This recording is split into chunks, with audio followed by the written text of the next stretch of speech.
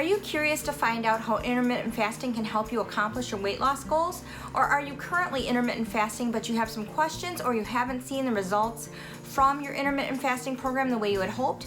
If so, in this video, I'm going to talk all about intermittent fasting. I'm going to answer questions and talk about common myths surrounding intermittent fasting. So stick around because that's coming up right now. Hello everyone and welcome to my channel. Welcome back if you're returning. It's so great to see you again. And welcome if you're new. Thank you so much for stopping by and checking out my channel. If you like videos that encourage, motivate, and inspire you to be the best you can be, physically, emotionally, and mentally, then you're gonna love it here. Don't forget to hit that subscribe button if you're not already subscribed. I put out videos on Mondays, but sometimes more often, so if you ring the bell button, you'll be sure never to miss a video. And don't forget to like this video and follow me over on Instagram. So with that, let's get into the video. So before we get started with the video, I do have a simple disclaimer here. I am not a medical doctor, and I'm not telling you that you should intermittent fast. In fact, in all of my videos, I'm really approaching them from a standpoint of just sharing with you what's worked for me, what I've seen in my personal life and my personal life experiences. I'm never trying to tell you what you should do. That's for you to decide. You always should contact and consult your own personal medical doctor who knows you, knows your body, and really has experience in dealing with you personally when it relates to anything that could have medical implications in your life. So with that being said, let's go ahead and get started. So let's talk about what intermittent fasting is and what it is not. Simply put, intermittent fasting is an eating plan that focuses on a cycle of eating and a cycle of fasting. It is an eating pattern, not a diet plan. And so that's the difference between a diet plan and intermittent fasting, and we'll get into that a little bit more later on. Let's talk about the types of intermittent fasting plans that there are. So the first intermittent fasting plan that there is a 24-hour fast, or commonly referred to as the eat-stop method, where you will have a 24-hour period that you will completely fast and then you will go back to eating, and you typically would do this maybe 1 or 2 times during the week, and then the rest of the week when you're not fasting you would eat a normal diet throughout the rest of your week. The second method is called the twice-a-week method, where twice during the week you would try to limit your caloric intake to no more than 25% of your normal caloric intake on normal eating days, and then the rest of the week you would eat as you normally would. The third method is called the alternate day method. So same type of premise. On the days that you're fasting, you limit your caloric intake to about 25% of what you normally would eat in a non-fasting period, and then the days you're not fasting you would just eat as you normally would. The fourth method is the most popular method, and that is simply the time-restricted method, or the 14-10 or the 16-8 split. So basically you're picking a time of the day, certain hours of the day that you're able to have an eating window, and certain hours of the day where you'll be fasting. So the most popular split that I've heard of and that I've done is the 16-8 split. So for 8 hours of my day, that would be my eating window, and then the rest of the 16 hours I'm fasting. And I like this method a lot because it's great for beginners. You can modify it and you can start slowly, and then you can increase it as you need, and it is very easy to modify around social events or gatherings if you do have to eat something outside of your eating window, and we'll talk about that a little bit later on. There's a lot of benefits to intermittent fasting, including improved gut health, cellular repair, improved mental clarity, an increase in human growth hormone in the body. It helps reduce inflammation, and it helps reduce insulin resistance. I think one of the most popular benefits of intermittent fasting, and the reason why people typically look at starting an intermittent fasting program, is for weight loss, or more specifically fat loss. And so that's what I'm going to be focusing on primarily in this particular video, because that's what I get asked about the most, and that is the reason I find why the majority of people that I deal with will start or look to start an intermittent fasting program. So I want to get into my personal experience and philosophy when it comes to intermittent fasting. Now, as I alluded to when I started this video and talking about what intermittent fasting is and what it's not a diet plan. It's simply a way of eating, and it's a way of structuring your eating. And I like that because my personal philosophy as it relates to fitness, and just to share with you my background in case you didn't know, I am a certified personal trainer, and I've been in the fitness industry for over 10 years. So that's my background. So in a decade, you can imagine that I have seen a lot of diet plans come and go. I've had a lot of people ask me about different diet plans, and I got into the fitness industry when the Atkins diet was really popular years ago. A lot of you may remember that diet. And I remember just having a lot of people tell me about it, and some things about it were really good, and then a lot of other things about it didn't make sense. What I found through the course of working in the fitness industry and working with a lot of people who primarily do want to lose weight is that diet plans as a whole just really don't work. And there's one simple reason why that is. I think that a lot of diet plans are very similar in nature. I think a lot of them do have some very good tenets or bases to them, but the reason why the typical diet plan just doesn't work is because it's not really designed to change behavior. It's not designed to promote a lifestyle of health or a lifestyle of healthy eating. It's designed to help a person lose weight in the short term, but when you don't really change your behavior or you don't look at making a lifestyle change in the way that you're actually living out your life, you're not going to have long-term results. My experience working with people that have come to me in an effort to help them lose weight and get healthier is that when they go on crash diets or when they go on any diet plan, because it's not really designed for a person to do for the rest of their life or to make a long-term lifestyle change, they will maybe go on a diet plan, they'll lose the weight they want to lose, but as soon as they go off that particular diet, they will gain the weight right back, and sometimes they'll gain more weight than they initially lost. So when you're constantly trying diet plans in an effort to lose weight, you're actually damaging your body much more than you are doing your body good. It was really hard on your body when you are losing and gaining weight and you have this yo-yo effect. A lot of people think about how it affects the body from a physical standpoint, and it is really hard on the body. And then what you do have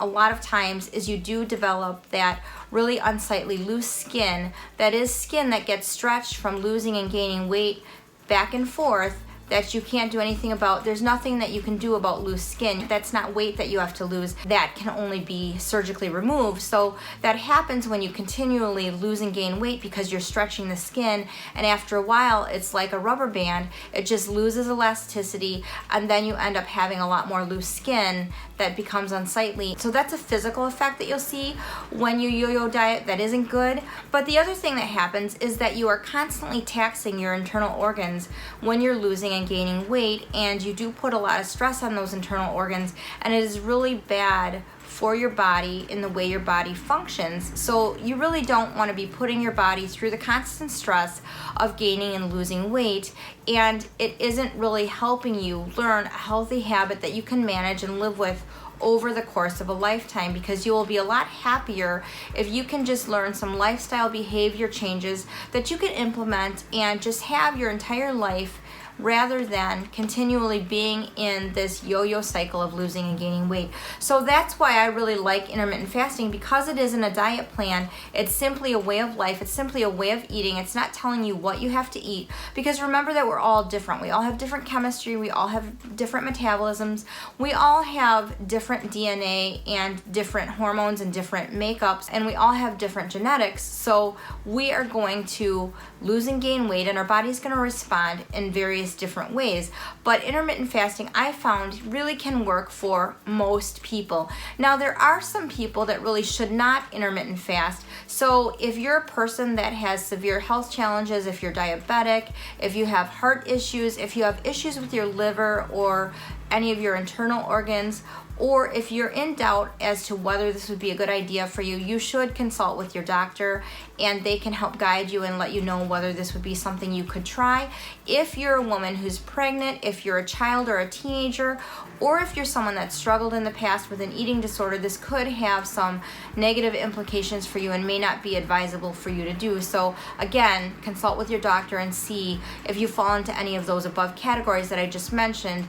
This wouldn't be an appropriate thing for you to look at doing when it comes to fat loss. And I really say fat loss rather than weight loss, because we don't want to look at losing weight per se, because we don't want to lose our muscle. We're simply looking at losing fat. And I really always tell my clients, when you're talking about weight loss, it can be very deceiving. If you're a person that wants to lose weight and you're constantly stepping on the scale and looking at the number, remember that there is water weight and there is muscle. So many times, that's another reason I don't really like diet plans, is because they can be very deceiving when you think that you're losing weight and you are losing weight whether it be water weight or muscle, if you're just seeing the number on the scale change, that doesn't necessarily mean that you're actually losing the fat you want to lose. And that's really what we're striving to do.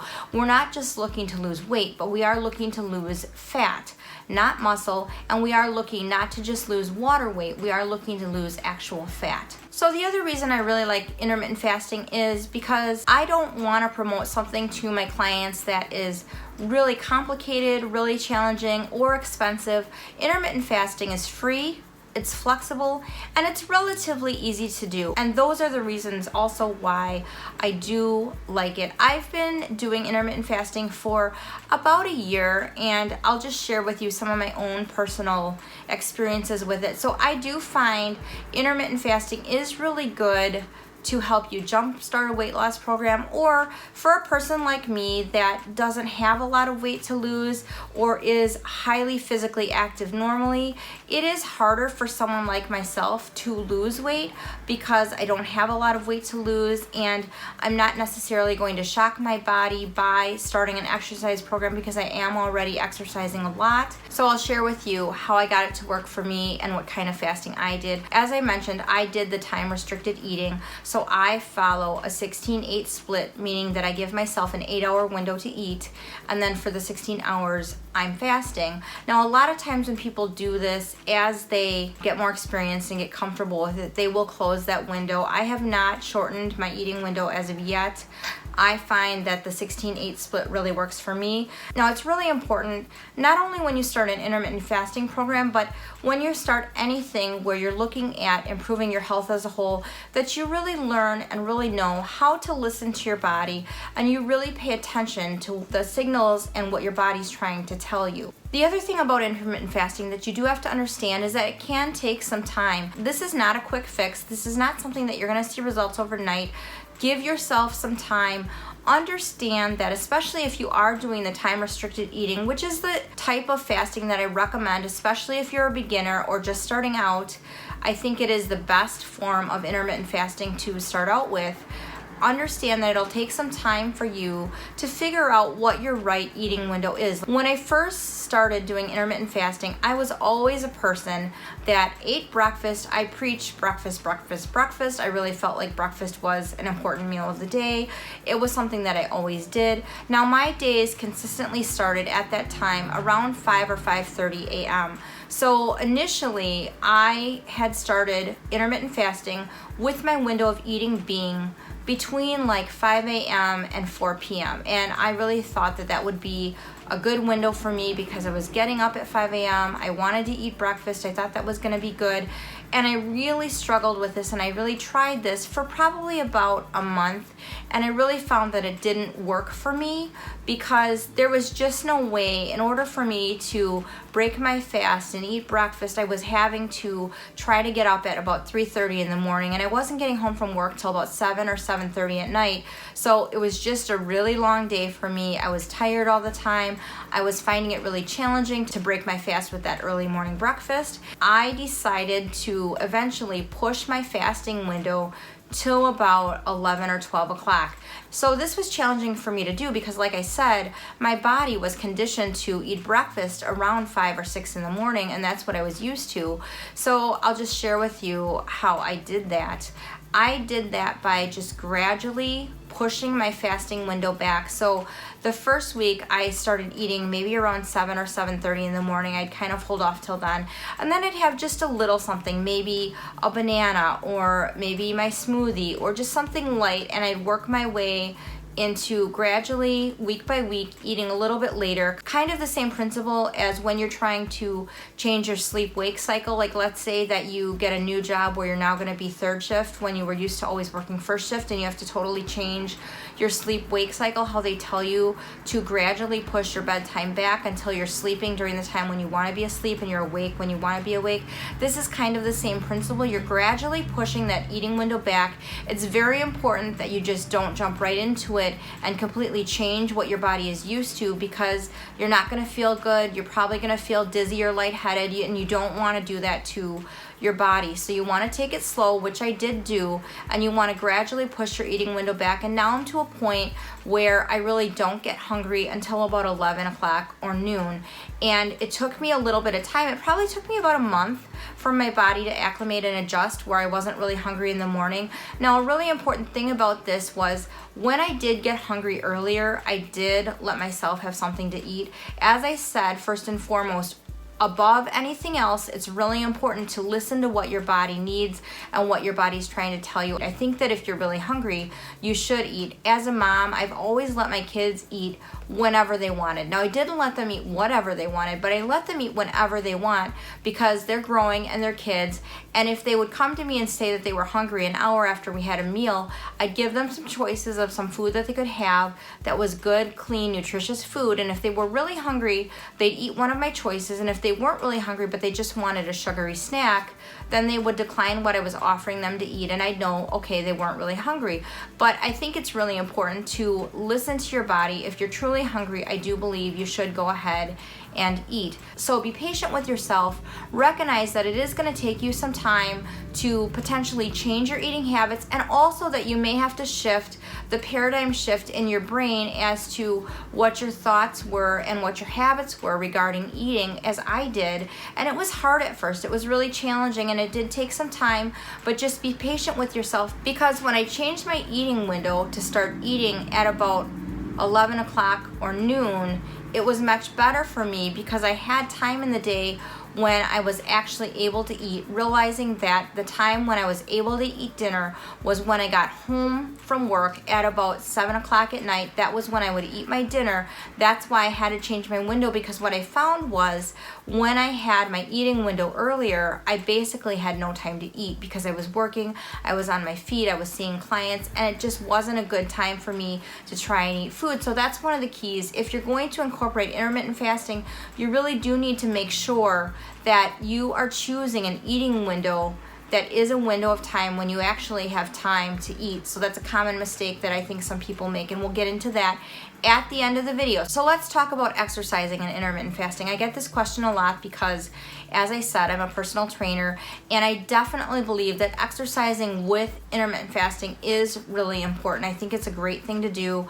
I do think that you can see results from intermittent fasting if you're not exercising. You don't have to exercise necessarily to see results with intermittent fasting, but it really does offer a great benefit. Or if you're somebody that has not seen the results you wanted, or maybe you saw some results and now you're not anymore, you want to look at incorporating exercise with an intermittent fasting program. And there's ways that you can do that. So let me go back to saying you really need to listen to your body. And if you're somebody that is already exercising and you want to incorporate intermittent fasting and you are already exercising, it may require that you change when you exercise, and you may need to change your workout routine a little bit. So if you're somebody that already exercises or you work out and you want to start an intermittent fasting program, I do recommend the time restricted eating program. I think that would be probably the best for you, and I think it's really important to listen to your body, listen to how you feel. You never should force yourself to exercise or work out if you're feeling dizzy or lightheaded or nauseous or anything like that. I think it's best, if you want to start an intermittent fasting program and you're already exercising, to try to exercise or work out in the middle of your fasting window instead of trying to do it at the beginning or at the end of your window. Now, it can be done. I'm not saying that you shouldn't, but I am saying listen to your body. If you feel like you can do it and you try it and you feel okay, then that's fine. But if you try it, like let's say at the end of your fasting window, right before you're going to eat, you're going to have less energy and you might end up feeling dizzy or lightheaded, in which case it's not a good idea to try to exercise at the end of your fasting window. If you're somebody that is currently intermittent fasting and you want to add exercising into your program and you want to add that while you're intermittent fasting, you absolutely can. But again, you want to just take it slow. Don't think that you're going to go to the gym right away and start out with an hour at the end of your fast. You want to start slow and maybe just do a little bit. Maybe go in the middle of your fasting window when your energy stores aren't depleted and you still have some energy, and just work your way up to exercising more as you feel comfortable and as you feel that you can. One thing I did notice about this though, on the days when I was teaching cycle class and on the days when I was doing that high intensity cardio, I did get hungry a lot earlier than I normally would. So I would start to get really, really hungry between 9:30 and 10:30 a.m. on those days. And it was really important for me on those days to eat when I got hungry. I did allow myself on those days to eat earlier than I normally did. So I did break my fast earlier on those days, because as I said, I think it is really important that you do listen to what your body needs.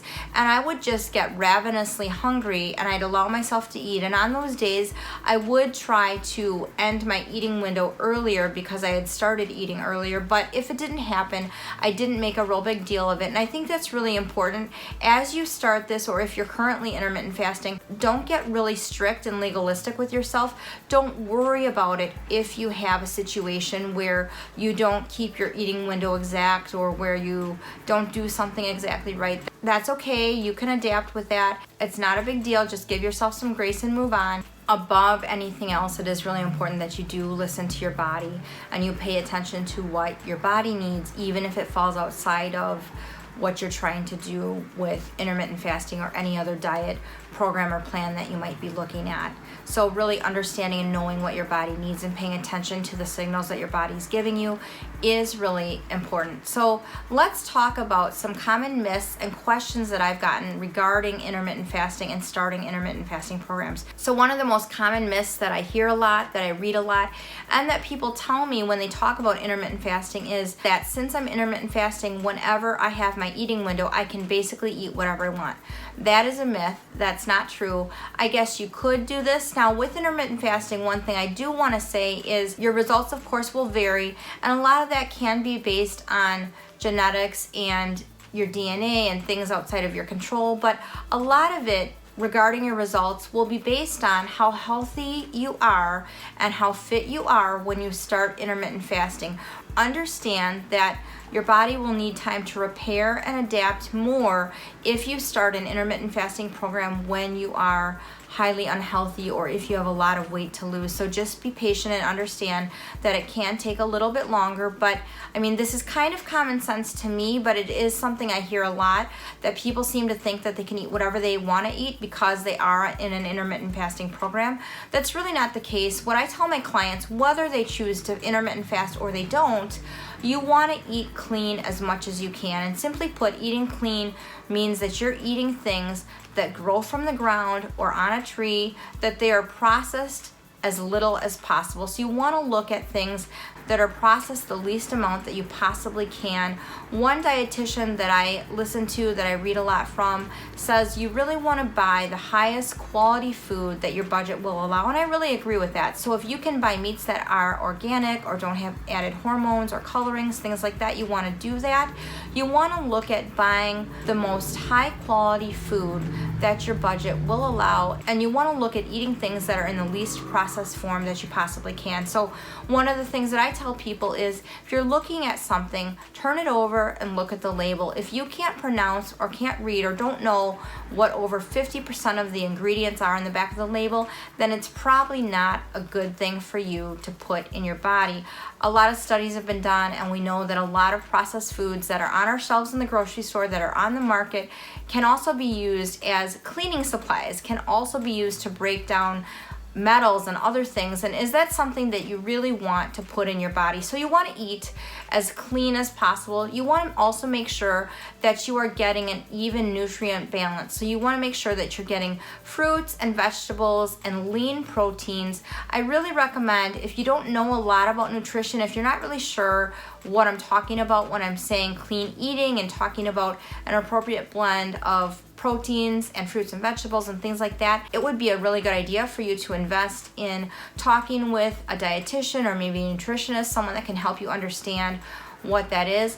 And you also want to really make sure that you are eating enough protein, and you want to make sure that you are hydrating and drinking enough water, absolutely, because you want to make sure as you start intermittent fasting and as you start seeing some benefits in the way of improved gut health, that you have enough fluid and enough water to help your body flush out toxins that may be still in your gut when you start your intermittent fasting program. If you're looking to do intermittent fasting primarily to lose fat, it's especially important that you pay attention to what you're eating and that you're eating foods that will support building lean muscle and giving your body the nutrients and the vitamins that it needs to be more healthy and lose the fat that you're looking to lose. So the second myth that I hear a lot is that my friend, my family member, my co-worker does this kind of intermittent fasting. I'm just gonna do what they're doing because since it worked for them, it's probably just gonna work for me. Understand that we all have a different genetic makeup and we're different in the way that our metabolism will respond. So something that works for somebody else may or may not work for you. It's really important that you pay attention to your own body and be willing to invest some time to figure out what works for you and what doesn't.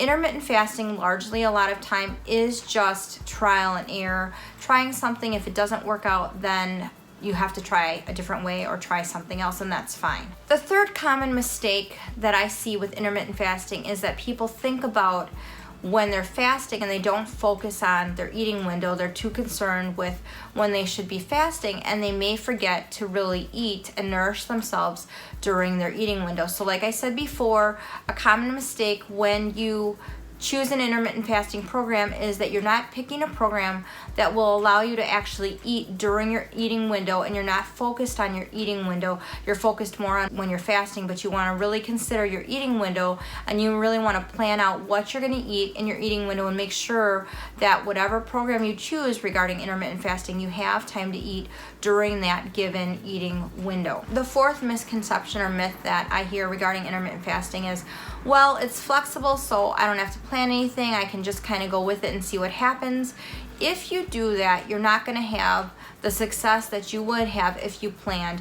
When you plan your meals out, and also when you plan what you're going to eat to break your fast, you're going to have a much greater level of success, because if you're not planning, and let's say you just get ravenously hungry and it's time to break your fast and you haven't really planned out what you're going to break your fast with or what you're going to eat, you're going to reach for something that isn't maybe a good thing for you to eat. And remember, especially when it comes to breaking your fast, your body will absorb whatever you put into it, especially initially when you're breaking your fast, immediately. So if you're ravenously hungry and you haven't planned anything to eat to break your fast with, and you don't have a plan in place, you reach for that bagel and all those carbs immediately get absorbed and turn into sugar and get stored as fat in your body when you break your fast. You really don't want to do that. So planning is really key when it comes to intermittent fasting. So the fifth question I do get a lot is, what do I do if I have a social event that falls outside my intermittent fasting window? Like let's say on a Saturday night you have plans to go out to dinner with a group of friends, and you're not going out to dinner till 8 o'clock, but normally your fasting window would end at 7 o'clock at night. How do you handle that? So what I tell my clients to do when I'm asked this question is simply to modify their eating window so it can accommodate their social event or their special event, which means that they would start their eating window later that day. But again, you want to bring yourself back to a place of consistency as much as you can, but it is flexible in the sense that if you do have a social event or something, you can modify your eating window to accommodate for that. The sixth question I get that's really a popular question is, can I have coffee or tea during my fasting period if I'm intermittent fasting? The answer to that, thank goodness, is yes, you can. I am a coffeeholic. I'm an avid coffee drinker. I don't think I could do intermittent fasting if I couldn't have coffee while I was in my fasting period. Now, a caveat to this is you can have coffee or tea, and if you're somebody that takes cream in your coffee, you can have some cream or milk in your coffee. The rule of thumb with intermittent fasting is you want to keep your calories during your fasting period below 50 calories. So I would really be aware of your sugar. So don't have a whole bunch of sugar in your coffee, but you can have a splash of cream or milk in your coffee if you want to, but you cannot have bulletproof coffee. And this is something that you hear a lot with intermittent fasting. What people may do is, if their eating window isn't scheduled to start till 11 o'clock or noon, but let's say they're really hungry in the morning, they'll just have bulletproof coffee to kind of stave off their hunger. And if you want to do that, you can, but understand if you do that, you are technically breaking your fast. So if you don't know what bulletproof coffee is, it is coffee that you add butter, or you might add coconut oil or some sort of fat to your coffee to help you control hunger, cravings, and stay fuller longer. But keep in mind that bulletproof coffee does have between 200 to sometimes 450 calories in it, depending on what you're putting in it. So if you're going to drink bulletproof coffee, it's better to do that during your eating window rather than a fasting window, because you will break your fast with bulletproof coffee. But regular coffee, even with a little bit of cream or a little bit of milk, is fine. Now let's talk about alcohol and fasting, because I do get this question a lot as well. So I always tell my clients, whether they want to implement intermittent fasting or they don't, if their goal is to lose fat, that they should really limit alcohol intake, because alcohol does inhibit fat burning, and it can also stimulate the hunger receptors within the body. So you want to limit alcohol consumption if you're trying to lose fat, whether you implement intermittent fasting or not. But the common question I get is, will alcohol consumption break my fast if I have alcohol during a fasting period? And the answer is yes, it will. It will break the fast. And also keep in mind that sugar is often hidden in a lot of things that we don't think about. One example of this, as I told one of my clients who was eating a lot of frozen meals like lean cuisines or healthy choice, I told them to look at the sugar and look at the sodium content on a lot of those meals, and that they would be really surprised. And the sodium content and the sugar content on a lot of those prepackaged meals is extremely high. So remember that sugar hides in a lot of places that we don't think about, and the sugar alcohols in alcohol are typically pretty high. If you are going to drink while you're trying to intermittent fast, it's recommended that you stick to something like beer or something like a dry wine, something that doesn't have a lot of sugar. You really want to stay away from mixed drinks. Mixed drinks tend to have a lot more sugar. So when you're looking at alcohol consumption and intermittent fasting, understand that having alcohol when you're intermittent fasting will break your fast. And if you do have alcohol when you are doing intermittent fasting, you really want to have it in moderation. So that would be 1 drink for women and 2 for men. And you really want to try to stick to things like a dry wine or a beer, and not mixed drinks that will contain more sugar. So what if you're intermittent fasting and you're not seeing the results that you thought you would see? Or what if you had results initially when you started intermittent fasting and you're not having results anymore? What's going on? So there's some things that could be happening. There are some things that can really sabotage an intermittent fasting program that you may not even realize that you're doing. So the first thing is that you're not consistently sticking to your eating window. And a lot of times we don't pay as close attention to this as we really should. So if you're a person that isn't seeing the results that you want to see, or maybe you've seen results in the past and you're not seeing results anymore, really start to pay attention to that. I recommend that you take a notebook and you really write down when you start to eat exactly and when you stop eating exactly, so you can really keep track and see exactly when you're managing that eating window, and make sure that that stays consistent every day, because that commonly is a reason why people stop seeing results or why they never see results with intermittent fasting, is because they're not really following that eating window. The next thing I would say is that you want to examine what you're eating during that eating window. So if during that eating window you were a person that really believed you could eat whatever you wanted during your eating window and you weren't paying attention to your diet, go back, really look at that, really examine that. Make sure also that you're eating enough protein. I see this commonly with women, whether they're intermittent fasting or they're not. A lot of women don't eat enough lean protein. Remember that you really want to build lean muscle on your body, because it's really going to help your body burn more fat. The more lean muscle you have in your body, the more your body's going to burn fat. And one of the ways that you help your body build lean muscle is by making sure that your protein intake is adequate. So you really want to look at that. And like I said before, if you're not really sure about your diet, maybe consult a dietitian or a nutritionist regarding this. But really pay attention to what you're eating in your eating window when you're intermittent fasting. The other thing, like I mentioned before, pay attention to how you're breaking your fast. If you're breaking your fast and you're ravenously hungry to the point where you can't control what you're eating, or you're eating a ton of carbs or a ton of things that can turn into into glucose and be stored as fat on your body, remember what I said about, especially when you break your fast, because you have been fasting, your body will absorb whatever you're eating immediately right away, and you want to really be careful about what you eat when you break your fast. You want to eat protein, you want to eat vegetables, you want to really be careful about the amount of carbs and sugar that you ingest when you break your fast. So really look at that. That could have something to do with the reasons why you're not seeing results in your intermittent fasting program. The next thing that you want to consider is you want to look at your hydration, and you also want to look at your sleep. If your sleep is really compromised and you're not getting enough sleep, remember that a lot of cellular repair and a lot of weight loss, any kind of weight loss, is going to be challenging to have if you're not getting enough sleep. So really watch your sleep, really pay attention to your hydration and your water intake as well. You want to make sure that you're drinking enough water. So if you know that you haven't been drinking enough water, really pay attention to that and try to drink more water. And by managing your sleep and your water intake, you will probably see a difference in your results with intermittent fasting.